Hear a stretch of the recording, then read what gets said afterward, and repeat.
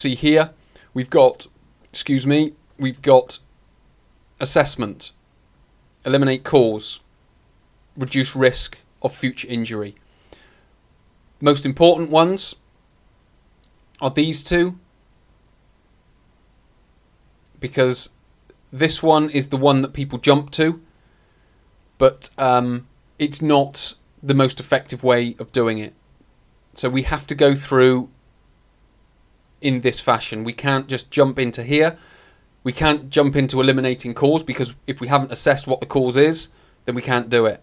If we haven't assessed what the cause is, we can't eliminate it. If we can't eliminate it, then we're not going to eliminate the pain. We're just going to be building a core which is essentially running on a shoddy foundation.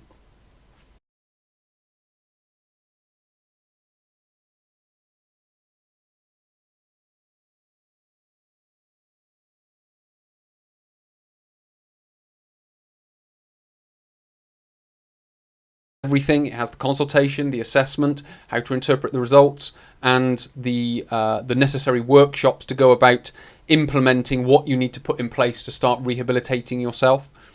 Or you can go to the online course and coaching, which is the How to Overcome Lower Back Pain online course. But also, you sit down with me. We go through a consultation, which is based on an initial questionnaire that I get you to fill out before the consultation, the online consultation itself, and the online assessment. So you'll go through that, you'll answer those, send them to me, you'll sit down with me then once I've had a chance to read through them.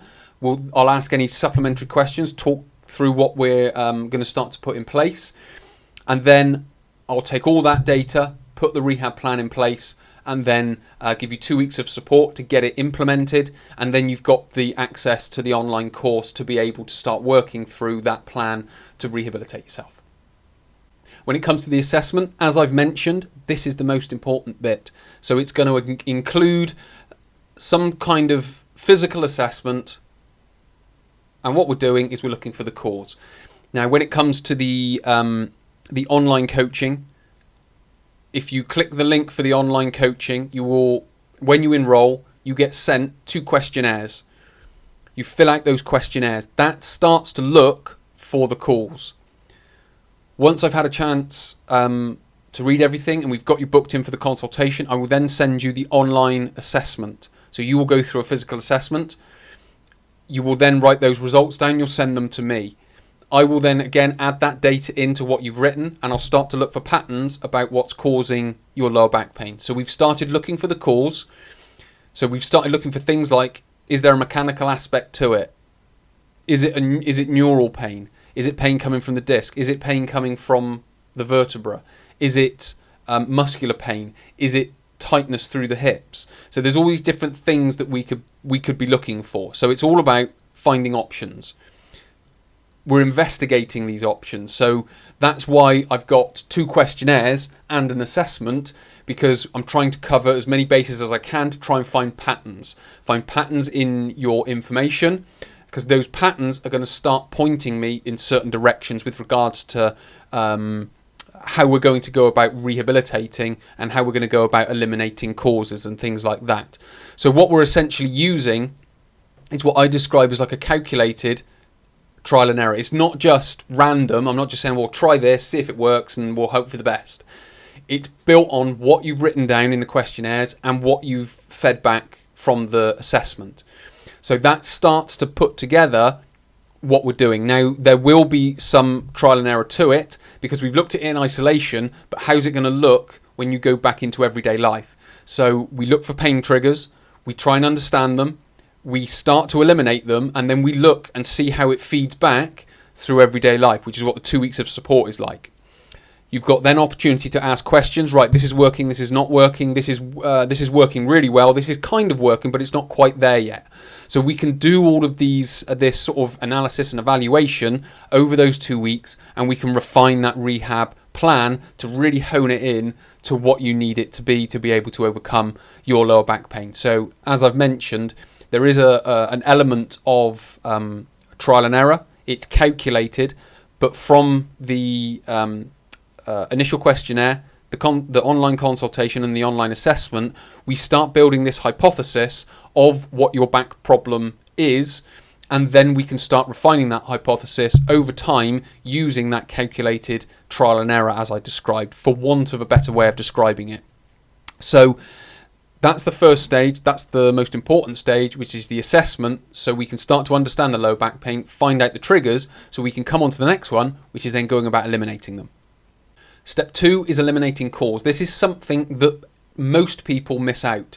When anyone goes and sees a physio, the amount of times that I've had someone come to me with a bad back, online or face-to-face, and they've gone through some sort of assessment, and then they're given stretches and exercises.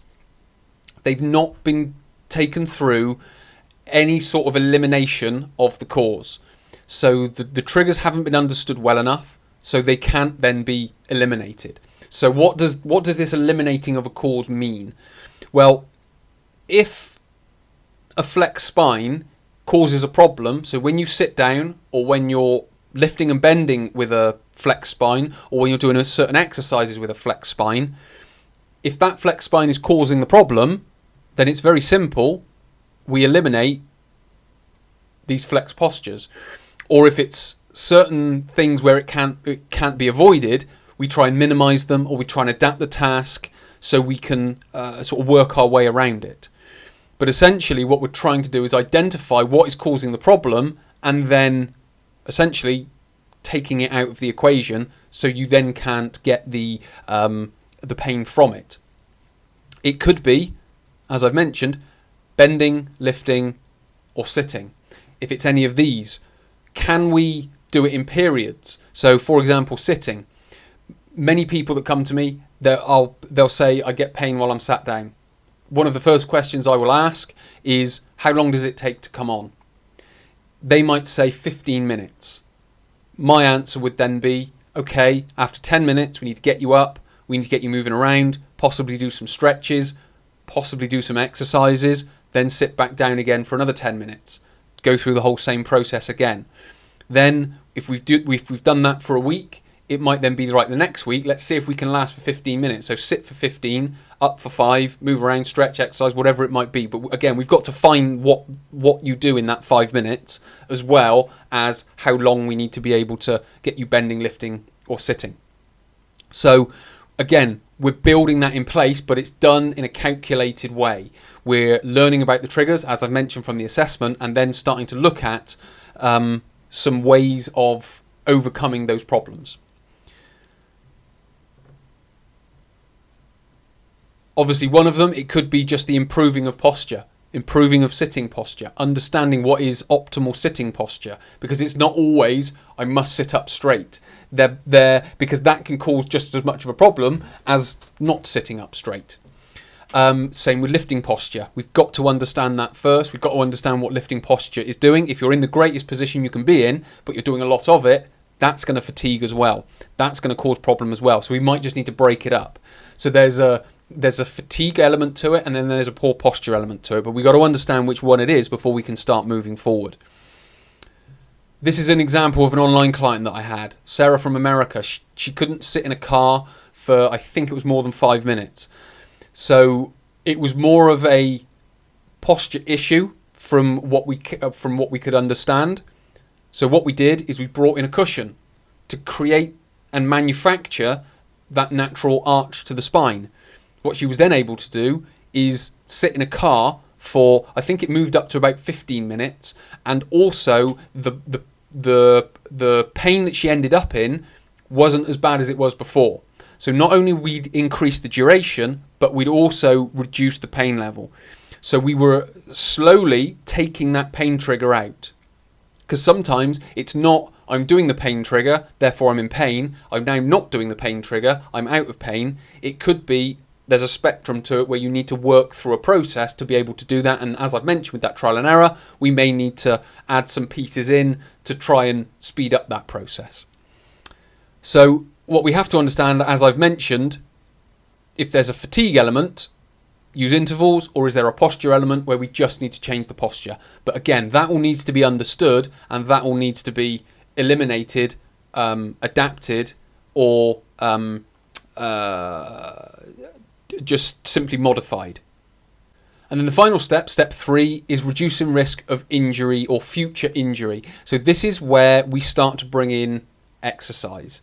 Now this is the bit that everyone jumps to, because this is about as far as most practitioners or therapists or trainers or whoever, this is about as far as their skills go. It's just, here's a bunch of exercises, go and do it. And from experience as well, a lot of people come expecting exercises.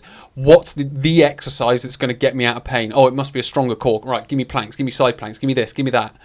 So they're expecting it. And if I start giving them, oh, you need to change how you sit and how you lift and this, that and the other, like, what do I need to do that for? But again, it's that hole in their knowledge of eliminating the cause, essentially. So what we start doing is we assess, understand, we eliminate causes. That starts to bring pain levels down, which starts to lay a much more solid foundation. So when we start reducing risk of injury in the future with exercise, with stretches, we're building on a much stronger foundation. So we're looking for, is there muscle tension? Because what we might then do is use a kind of manual therapy, so a massage type therapy, to relax those tissues. So again, from the assessment, from the eliminating of the cause, that could have, or not the eliminating of the cause, but the doing of the pain trigger, which is the sitting, the bending, the lifting, whatever it might be, has created not only is the flex posture, but also muscle tension that we need to reduce. So we could use a manual therapy to help speed that process up. Then we've got, is there an endurance problem? That could be the using of exercise. So we don't have muscle tension, we just have fatigued muscles that we need to build endurance into. So we can use exercise for that. Maybe you have both. We would then need to use both. So is there an asymmetry? Again, we need to then look at exercises for that. We need to start looking at the asymmetries and building up the less strong side, or the side that doesn't have the greatest range of movement. We need to start bringing that back into more of a balance. Is there poor hip range of movement? I've said in previous videos that hamstring tightness isn't a cause, but more of a symptom of lower back pain. Hip internal and external rotation is more of an indicator. So if we do a quick hip external internal rotation test, is there limited range of movement? Okay, well, could we be using stretching and or exercises to go with that? So again, it's not just a very simple case of, I've got bad back, I need to strengthen my core, right, here's a bunch of exercises, go and do them. It's much more than that. It's much more in depth, it's much more tailored, it's much more specific to be able to get to the, in some respects, the root of the problem, eliminating those causes and start building the blocks in place to reduce the risk of any future injury. So many thanks for watching. My name is Chris from Christopher Holt Training. Again, if you do suffer with lower back pain, you need some help, click the links below, get into the either online course or the online consultation. So many thanks for watching. I'll speak to you in the next tutorial.